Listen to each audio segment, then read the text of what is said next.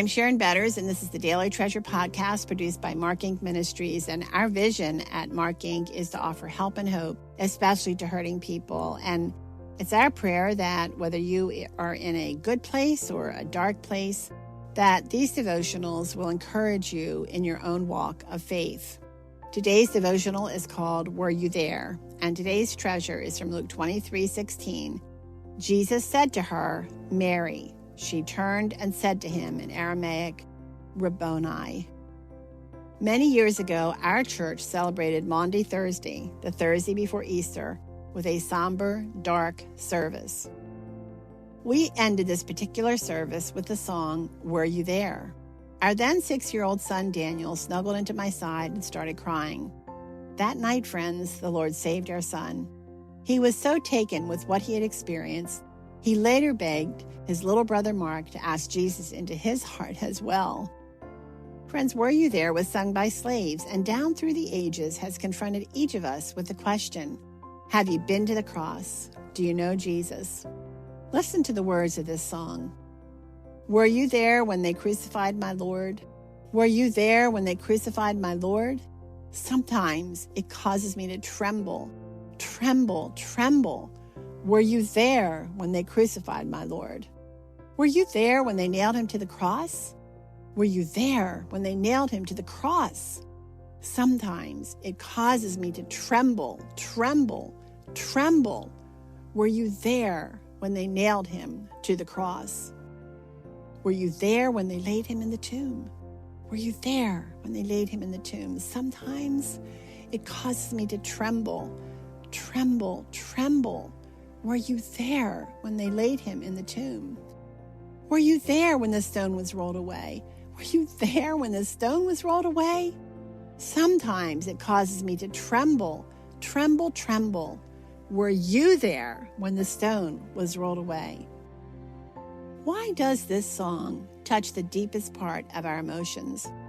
Ace Collins says this in his book, Stories Behind the Traditions and Songs of Easter. Maybe the fact that spirituals were the joint cries and shouts of Christians looking for the freedom that only God could bring gives the message of this song much more impact. None of us were there in body when Christ died, but all of us need to go there in spirit.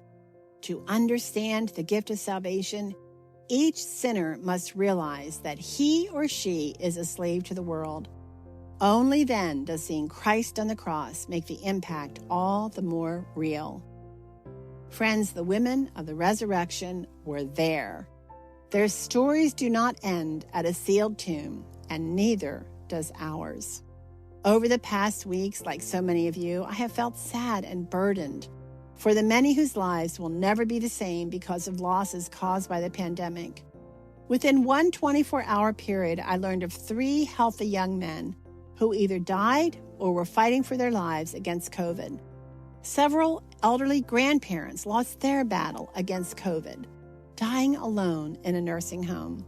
Their families were devastated that they could not be with them in those final moments.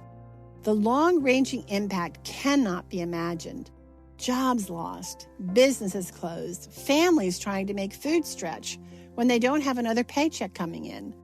Isolated elderly people, parents realizing just how short their fuses are because they are spending so many hours stuck in a house with their children. Domestic abuse victims more isolated than ever. What is God doing? How can his children be his hands and feet, arms and love? I think the women of the resurrection may have struggled in a similar way. Their beloved Jesus dead, their dreams shattered, their grief overwhelming. They followed Jesus. They were his disciples and learned that to follow him meant suffering. To follow Jesus meant dying to self, but following Jesus also gave them the opportunity to experience his life-giving resurrection power. They were not selfish followers. They were not like those who followed for a while out of curiosity and wandered away when Jesus did not meet their needs the way they wanted. These women did not view Jesus as a commodity, but as their beloved friend and rabbi and their Messiah.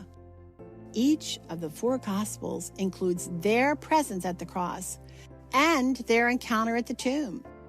The Gospels name Mary Magdalene, Joanna, Susanna, Mary, the mother of James, Salome, and Mary, the mother of Jesus, as the women who supported Jesus' work and followed him to the cross and then the tomb. Mary Magdalene, a woman, was the first to see Jesus alive. He commissioned her to go and tell the disciples that he had risen from the dead. Can you imagine Mary and the other women's shock and maybe their inability to get the words out? No wonder the men didn't believe them. He commissions us to go and tell as well. And oh, Father, open our eyes and hearts to the incredible gift of salvation that your Son purchased for us, to the power of the resurrection, not only in conquering death, but in the hundreds of mundane ways we must die to self every day. Remind us that it's through dying that fruit grows. May we patiently trust you to produce spiritual fruit as we go and tell Jesus is alive. Well, friends, we are getting closer to that celebration of the incredible gift of resurrection power, of redemption, of forgiveness of sins, of power over death, our greatest enemy. And it is such a privilege to be sharing these moments with you as an opportunity to help turn our hearts deeper and deeper into the love that Jesus has for us. Well, that is meaningless to us in our everyday lives unless we recognize that Jesus promises he will never leave us or forsake us, and tells us that he will break the chains of darkness around us. Even though he promises us that we will also have trouble, he has overcome the trouble.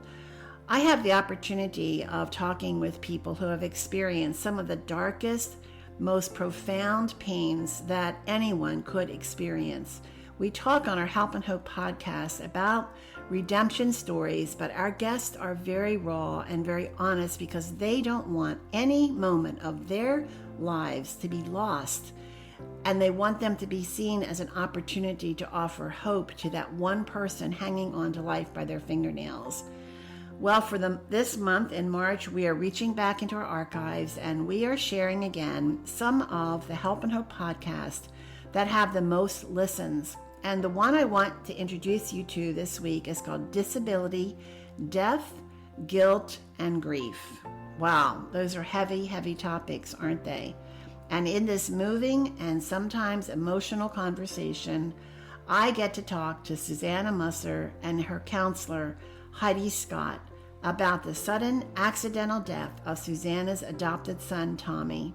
Susanna and her husband, Joe, and their entire family welcomed Tommy into their home, even though he had severe disabilities. Tommy quickly experienced unconditional love. But friends, God often calls us to hard places that are much more difficult than we expected. Through circumstances no one could have imagined, Tommy died. Susanna, with the help of her counselor Heidi, shares the story of her family, her passion for adoption of children with special needs, and the enormous struggle she experienced in trying to reconcile Tommy's death while carrying self-imposed guilt no parent should experience. This conversation will not only encourage others in similar places, but it is going to give you a renewed understanding of the burdens that some parents bear and how to help them. You don't want to miss this conversation. Please make sure you go to markinc.org, markinc.org, and look for the conversation, the Help and Hope podcast, that is called Disability, Death, Guilt, and Grief. That's Disability, Death, Guilt, and Grief. I'm Sharon Betters. Thanks so much for joining us, and I look forward to being with you tomorrow.